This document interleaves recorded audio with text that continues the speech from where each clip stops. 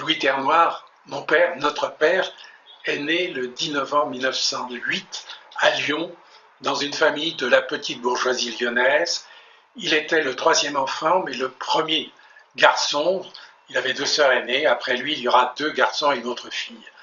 Son père était un petit bourgeois qui avait une entreprise de ganterie et qui malheureusement, et on s'en apercevra un peu plus tard, a eu de grosses difficultés. Sa maman, elle, venait de l'Ain. Elle était d'une famille avec un peu d'intellectuels. Le frère de notre grand-mère a été médecin psychiatre et a écrit un certain nombre de choses concernant le département de l'Ain.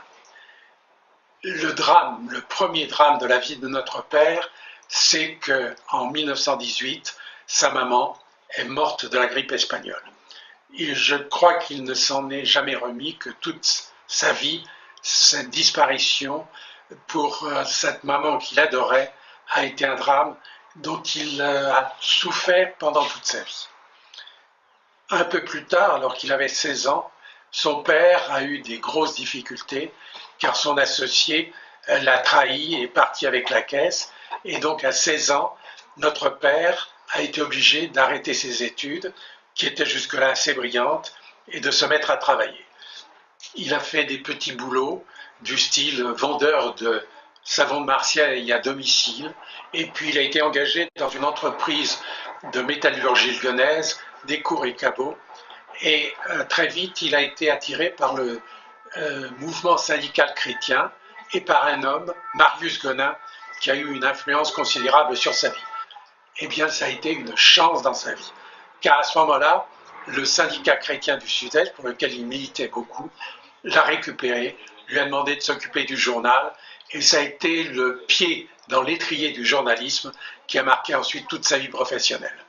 Pendant quelque temps, donc, il s'est occupé de ce journal du syndicat, puis dans certains journaux de Lyon, comme le Nouveau Journal, et puis il a eu la chance d'avoir ce Marius Gonin, qui a été vraiment un de ses mentors, si ce n'est son mentor, qui lui a indiqué qu'un journal se créait à Paris, un journal catholique, entre guillemets de gauche, fondé par Francisque Gay, et qui cherchait un secrétaire de rédaction. Donc notre père a fait acte de candidature et a été tout de suite engagé comme secrétaire de rédaction au journal L'Aube. Il a donc quitté Lyon pour Paris. Il a, au sein de ce journal, occupé d'autres postes que le secrétariat de rédaction.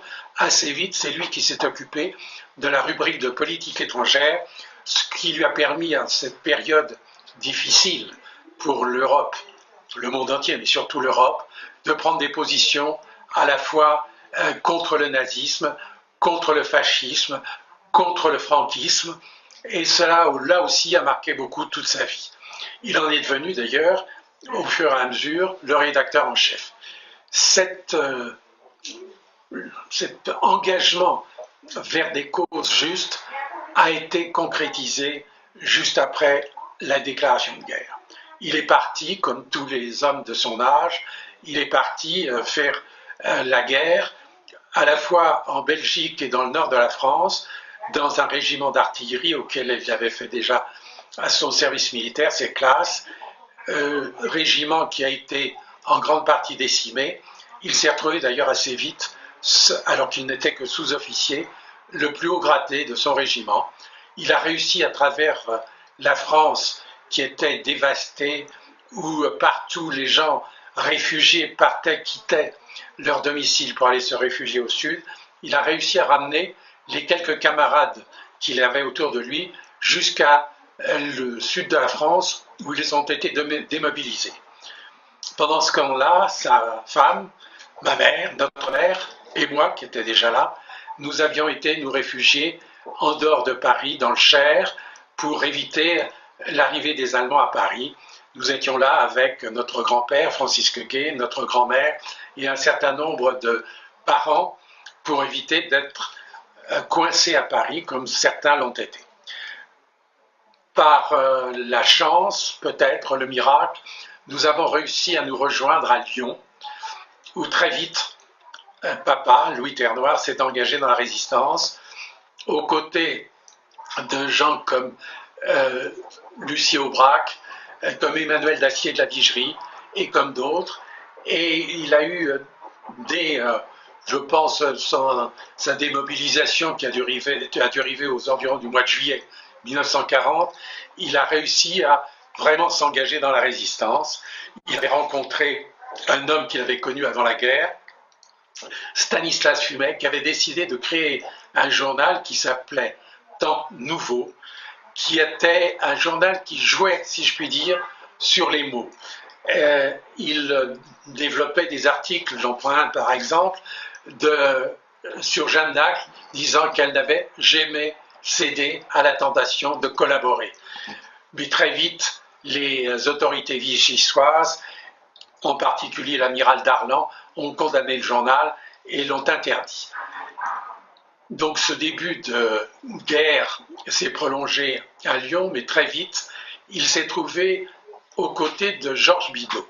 Georges Bidault qui avait été avant la guerre un des éditoriaux, peut-être le principal éditorial de l'Aube, et qui s'était engagé dans la résistance et qui avait créé, à la demande du général de Gaulle et de Jean Moulin, le bulletin de la France combattante, qui était une sorte de bulletin d'agence France-Presse, de la presse clandestine. Et très vite, Georges Bidault a demandé à papa de venir avec lui à Paris parce que c'était, sur le plan de la diffusion, plus facile. Lorsque Jean Moulin a été arrêté par la Gestapo, torturé et est mort, c'est Georges Bidault qui a pris la présidence du CNR, du Conseil national de la résistance, et compte tenu de ses liens avec Georges Bidault, notre père est devenu l'un des secrétaires du Conseil national de la résistance. Il a également été l'un de ceux qui ont rédigé ce qu'on a appelé plus tard et qu'on appelle encore maintenant le programme du CNR et qui a eu une influence sur le plan politique et social sur la France des 50 ou des 60 dernières années. Malheureusement, il est tombé dans un piège et a été arrêté par la Gestapo, torturé longuement à tel point qu'il y a perdu un œil, incarcéré à Fresnes. Il a été ensuite déporté à Dachau, l'un des camps les plus, entre guillemets, emblématiques du régime nazi, puisque c'était le premier camp créé par le régime nazi. Là, pendant quelque temps, il y a été enfermé. Il a rencontré celui qu'il connaissait déjà et qui est devenu ensuite son meilleur ami, Edmond Michelet. Puis ensuite, il a été dans un camp subsidiaire. Il y en avait beaucoup. Chaque camp de concentration important, tel que Dachau, Buchenwald, Ravensbrück, etc., avait des camps satellites. Il a été emmené dans un camp qui s'appelait Kempten. Et là, il a pris une importance puisque, d'abord, c'est un militant communiste qui avait pris la responsabilité de l'ensemble des Français de ce camp, mais ensuite, c'est à notre père qui a été confiée cette responsabilité. Heureusement, ils ont été, comme semble-t-il, un certain nombre de déportés qui étaient à Dachau ou dans les camps qui dépendaient de Dachau, rattrapés par l'armée américaine et délivrés. Il en est revenu le 8 mai 45, le 7 mai 45, la veille de la paix. J'ai le souvenir encore d'Alain, mon frère que vous allez entendre maintenant, et de moi, accueillant notre père sur le palier de notre appartement. Et je me souviens encore, j'ai encore la vue de cet homme maigre, avec pratiquement aucun cheveu sur la tête, qui flottait dans ses vêtements et que j'ai eu du mal à reconnaître comme étant notre père.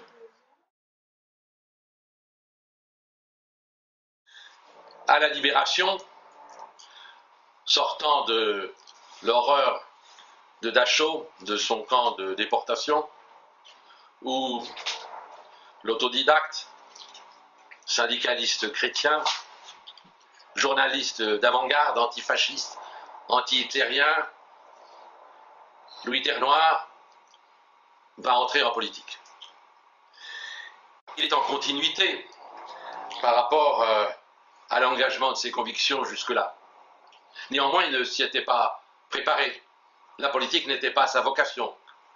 C'était un homme de plume, d'analyse, de perception intelligente. de prévoyance.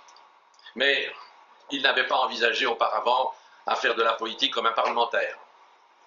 Il n'avait pas le choix. Ça ne pouvait pas être autrement. Et ses amis politiques, sa famille, l'encouragent à se présenter à la première et à la deuxième constituante, puis ensuite à la première législature de la 4e République. Il est dans la ligne de la fidélité à son engagement de résistant, c'est-à-dire au chef de la France libre, au général de Gaulle. C'est dans sa nature de continuer dans le même sillon. C'est ainsi que Louis Ternoir est élu député de l'Ordre, tête de liste du MRP, le Mouvement républicain populaire, le parti des démocrates chrétiens, qui s'appelait encore le parti de la fidélité. Il reste fidèle, tandis que le MRP, le parti démocrate chrétien français, lui ne reste pas fidèle à De Gaulle, qui se croit obligé, le 20 janvier 1946, de quitter le pouvoir. Là, c'est un vrai problème pour Louis Ternoir et pour Edmond Michelet, parce qu'ils sentent l'un comme l'autre. Edmond Michelet, je le rappelle, son meilleur ami, car ils sentent l'un comme l'autre que le divorce est en train de se créer entre le parti auquel ils appartiennent, qu'ils avaient contribué dans le passé à fonder, à installer les fondations, et le chef de la France libre. Alors ils essayent encore pendant quelques mois d'associer les deux fidélités, les deux engagements, mais le divorce s'élargit. Louis Ternoir, comme Edmond Michelet, reste fidèle à De Gaulle. Il faut dire aussi que De Gaulle avait la vraie vision de ce qui était utile pour la France. L'histoire l'aura ultérieurement confirmé. Et progressivement, Louis Ternoir, comme Edmond Michelet, s'engage auprès du général de Gaulle ou auprès du mouvement du Rassemblement du peuple français créé par De Gaulle. Immense succès aux élections municipales de 1947, qui conforte cet engagement, évidemment, et progressivement, le divorce étant désormais total, c'est au RPF que Louis Ternoir travaille aux côtés du général de Gaulle en conseil politique. Mais Louis Ternoir n'est pas un carriériste opportuniste. Et lorsque le général de Gaulle lui demande aux élections de 1951, aux élections législatives, de changer de département d'élection pour aller se battre contre l'homme fort de la 4e République de l'époque, René Pleven, dans les Côtes du Nord, de quitter l'ordre, de quitter sa terre de confiance électorale, eh bien Louis Ternoir l'accepte. Je ne connais pas dans l'histoire contemporaine, parmi les hommes politiques, quelqu'un qui aurait abandonné l'assurance d'une réélection au profit d'une incertitude d'autant plus incertaine que la 4e République, les gens de la 4e République avaient institué un système électoral inique qui était celui des apparentements. Malgré un très bon score dans les Côtes du Nord, Louis Ternoir n'est plus député. Charles de Gaulle, qui lui fait totale confiance et qui veut lui montrer que son engagement à ses côtés est la bonne voie, le choisit comme secrétaire général, c'est-à-dire comme son second dans ce combat politique. Louis Ternoir continue, comme il l'avait fait comme député, à se battre pour la réconciliation européenne, notamment avec les Allemands, dans une vision aussi de décolonisation d'une France qui était encore restée sur les marques d'un empire disparu. Mais c'est surtout auprès du général de Gaulle qu'il engage son combat permanent pour que la France renoue avec ce chef qui lui avait déjà désigné la bonne voie. Période difficile. On a appelé ça la traversée du désert. Mais Louis Ternoir est fidèle à ses côtés, exerce toutes les missions qui conviennent, mais voit en même temps certains de ses amis du Rassemblement du peuple français préférer leur carrière immédiate à un engagement exigeant pour la France aux côtés du général de Gaulle. Et là, dans cette période difficile de traversée du désert, au bout d'un moment, Louis Ternoir est obligé de quitter cette attitude, puisque le général de Gaulle lui-même avait renoncé, en tout cas pour cette période-là, à sa position au sein du Rassemblement du peuple français. Donc Louis Ternoir a une période difficile sur le plan personnel, non pas familial, puisque la famille est derrière lui unie, mais sur le plan professionnel. C'est comme ça. Ce sont les aléas de la vie politique. Ce sont les conséquences, disons, de son abnégation. Mais il le fait avec le courage nécessaire, et cette période est heureusement relativement courte, puisque dès 1958, à cause de la guerre d'Algérie, à cause de l'incapacité des hommes politiques de la 4e République de régler la question algérienne, de régler la question de la décolonisation d'une façon définitive, eh bien, on ne voit pas d'autre solution, on ne voit pas d'autre objectif pour en sortir que de faire appel de nouveau au général de Gaulle. Et là, tout de suite, de Gaulle, bien entendu, fait appel à son compagnon de confiance, qui est Louis Ternoir. Il le charge d'abord de s'occuper des informations radio-télévisées, qui étaient totalement prises en main par le pouvoir précédent, pour remettre les choses en état. Ça dure quelques mois. Et puis Louis Ternoir se représente aux élections législatives de l'Orne. Il était évidemment élu, on peut même dire réélu. Et compte tenu de cette période complexe, puisque De Gaulle avait été appelé par certains pour confirmer l'Algérie française, et qu'au contraire, il décide l'autodétermination, il décide de prendre la voie d'une Algérie indépendante, d'une Algérie algérienne, alors il faut, disons, organiser et même encadrer le groupe élu sur cette idée qui n'était plus d'actualité, et on fait confiance à Louis Ternoir comme président du groupe. Les événements d'Algérie sont rudes. Il y a une résistance notamment, mais pas exclusivement, mais principalement des Européens d'Algérie qui ne veulent pas accepter cette évolution pourtant historique. Et à la suite de plusieurs événements sur lesquels il n'est pas le moment de revenir, Louis Ternoir est appelé par De Gaulle au sein de son gouvernement comme son porte-parole, ministre de l'Information. Car il faut expliquer, réexpliquer, informer les Français, tous les Français, de cette voie nécessaire vers la paix que De Gaulle, à juste titre, a choisie. Et c'est le rôle de Louis Ternoir, en tant que porte-parole, d'expliquer non seulement à la presse, mais à travers la presse, à tous les médias, ce qu'est cette voie-là. Louis Ternoir le fait avec la connaissance, l'expérience, la sensibilité de l'homme d'information, du journaliste qu'il était. Et cette période étant terminée, à partir de 1962, De Gaulle lui propose de redevenir secrétaire général du mouvement gaulliste, au sein duquel il fallait faire un nouveau rassemblement, une fusion avec certains gaullistes qui n'avaient pas été associés à l'organisation politique, notamment les gaullistes de gauche. Louis Ternoir, en tant que nouveau secrétaire général, fait cette fusion avec les gaullistes de gauche et remporte les élections de 1962, qui faisaient suite, bien entendu, au choix qu'avaient fait les Français d'élire le président de la République au suffrage universel. Donc à partir de là, Louis Ternoir, redevenu député de l'Orne, reprend un rôle de parlementaire actif, responsable, et notamment l'Européen convaincu qu'il était depuis toujours, depuis les années 30, favorable à une entente et une réconciliation franco-allemande, devient le rapporteur du traité historique, du traité d'amitié, du traité de réconciliation, du traité de l'Élysée entre la France et l'Allemagne, parrainé par De Gaulle et Konrad Adenauer. Il est d'ailleurs déçu à ce moment-là parce qu'il voit bien que des forces contraires à l'orientation gaulliste de l'Europe, une Europe des États, une Europe indépendante, une Europe libre, une Europe puissance, ceux-là cherchent à y mettre des obstacles parce qu'ils sont pour une Europe atlantiste, une Europe dépendante des États-Unis, et introduisent un préambule dans ce traité. Néanmoins, Louis Ternoir rapporte de façon symbolique l'ancien déporté, l'ancien résistant, celui qui avait été torturé par la Gestapo, et le rapporteur devant l'Assemblée nationale, devant la représentation nationale, de ce traité d'amitié, de réconciliation entre la France et l'Allemagne. Et il était devenu auparavant, là également à l'allemande et sur les conseils du général de Gaulle, le président de l'Union pan-européenne de France, un mouvement différent des autres mouvements pro-européens, qui était lui conforme à la vision d'une Europe indépendante, d'une Europe forte.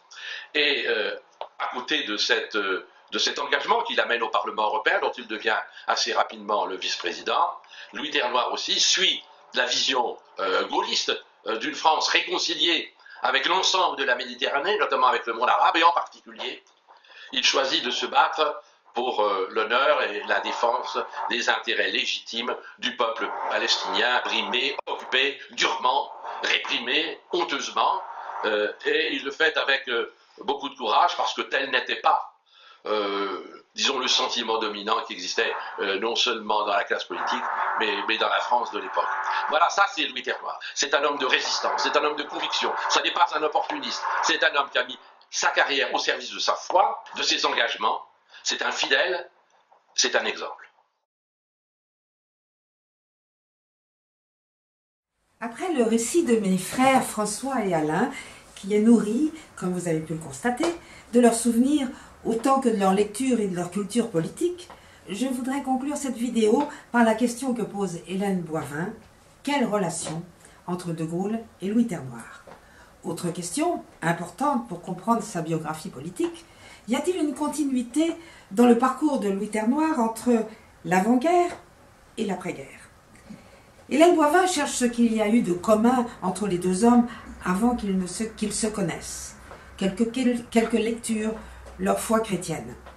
Mais pour comprendre l'admiration que Louis Ternoir a vouée à De Gaulle, il faut surtout imaginer ce qu'a représenté pour ceux qui l'ont vécu l'avilissement de l'univers concentrationnaire, de la déportation, au cœur de l'horreur de Dachau.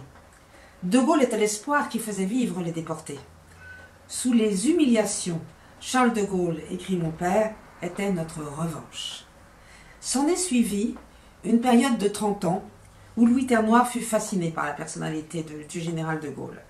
Le choix de lier son destin politique à celui du général prime sur tout le reste, y compris sur ses mandats électifs. Hélène Boivin écrit « Sa fidélité est totale envers son chef ». Mais les échanges qu'ils ont ne sont pas aussi déséquilibrés qu'on pourrait le croire. Il y a de la confiance et une certaine intimité, comme le révèle cette anecdote, puisqu'il est arrivé à De Gaulle de lire à haute voix un chapitre qu'il venait d'écrire de ses mémoires de guerre. De Gaulle et Louis Ternoir partagent la conviction qu'il existe une voie entre la gauche et la droite. Tous deux critiquent l'égoïsme bourgeois, comme ils critiquent la pédagogie de la gauche. Non pas la pédagogie, excusez-moi, la démagogie de la gauche. Ce qui les lie le plus, c'est le désir de voir les institutions se réviser et l'idée de l'indépendance de la France. Hélène Boivin rapporte à ce sujet une phrase de notre père. Notre sort serait-il de devenir un pays satellite, une forme de lune américaine ou soviétique? Le parcours militant de notre père, nourri de 10 années de syndicalisme, est apparemment unique dans la mouvance gaulliste. Pour Hélène Boivin, c'est ce qui fait l'originalité de notre père. Il est authentique, il est un vrai gaulliste, et contrairement à ceux très nombreux qui ont instrumentalisé le gaullisme ou qui s'y sont référés ou qui s'y réfèrent aujourd'hui alors qu'ils l'ont tant critiqué de son vivant.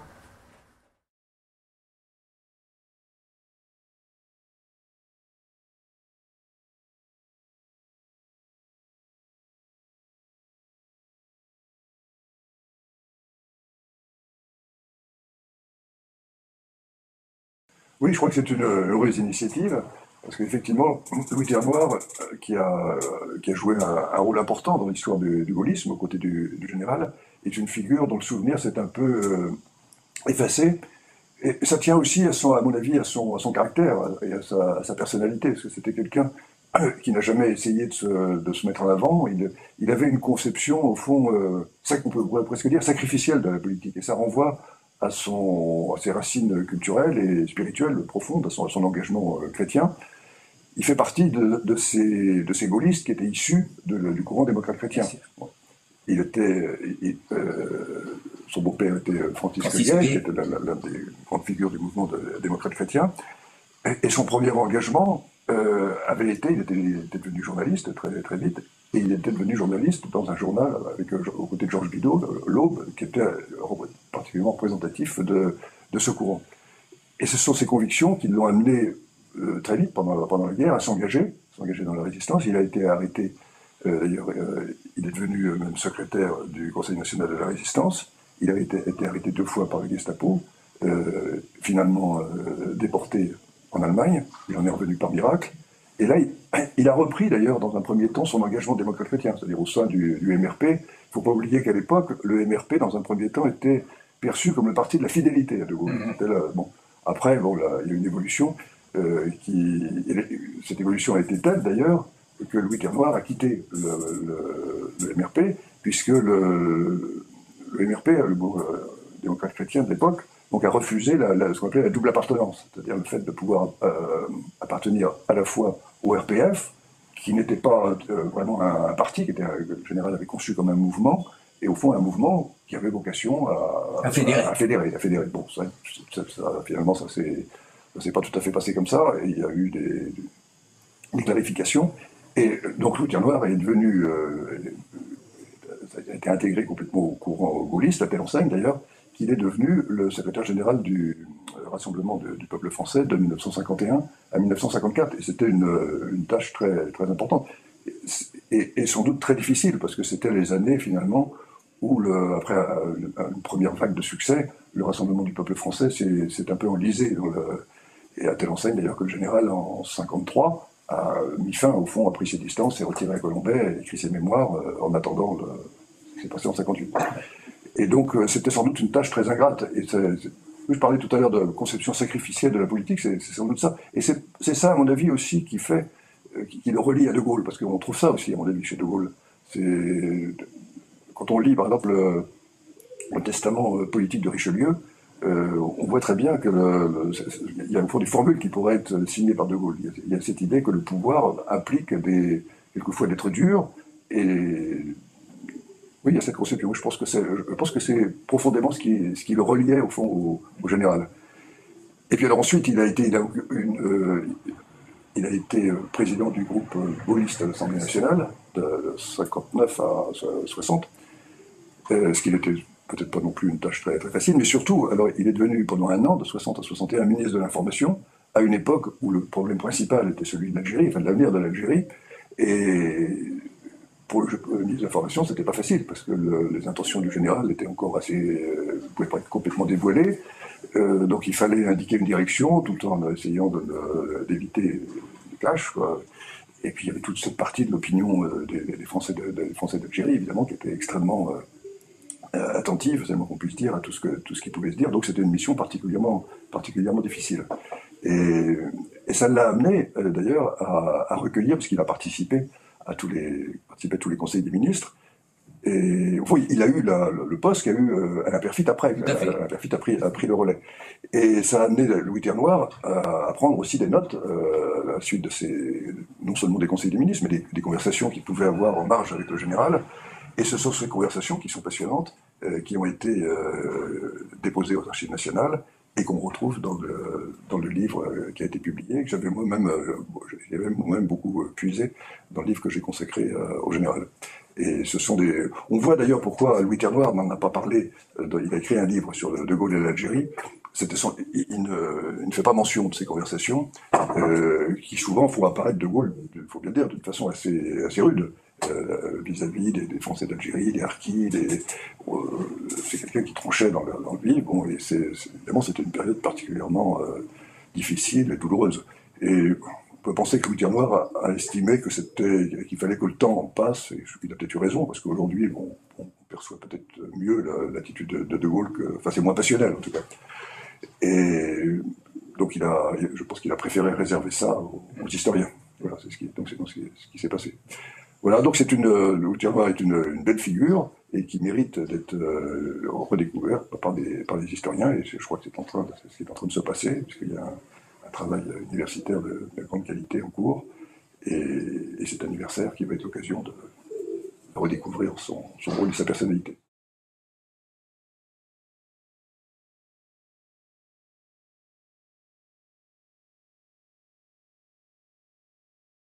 Oui, alors ça, François et Alain sont évidemment les mieux placés pour évoquer la figure de leur père, et surtout ce qu'ils font très bien, sa personnalité profonde, et c'est un homme qui est vraiment en marge de la politique politicienne, quoi, parce que par la profondeur de son engagement, de ses convictions, et puis un souci extraordinaire d'effacement finalement, et ça, on voit bien ça dans ces deux témoignages.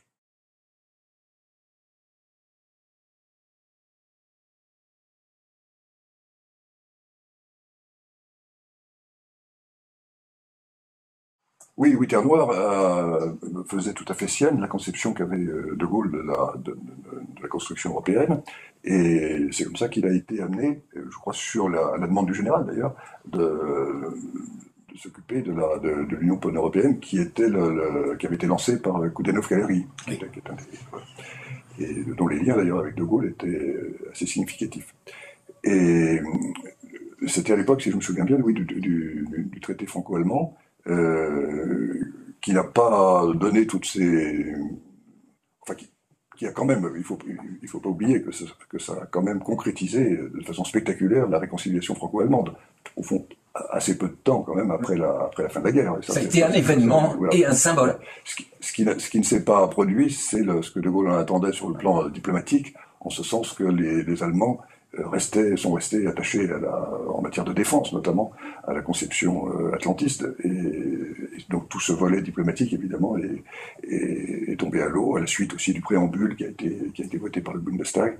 Voilà. Et donc Louis Terre-Noire a été mêlé de très près en tant qu'animateur de l'Union pan-européenne à tous ces événements. Et puis, il faut dire aussi, ça c'est sa dernière mission, en Corse, je crois, pour répondre à un vœu du général, il s'est occupé de tout le versant méditerranéen et la politique, ce qu'on appelait la politique arabe de la France, avec l'idée notamment que les Palestiniens avaient droit aussi à une patrie. Et voilà, donc ça a été je crois, le dernier volet de son action.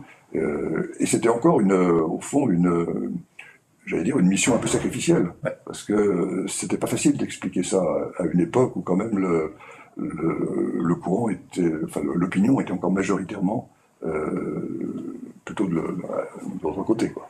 Voilà, c'était quelque chose d'assez délicat et difficile.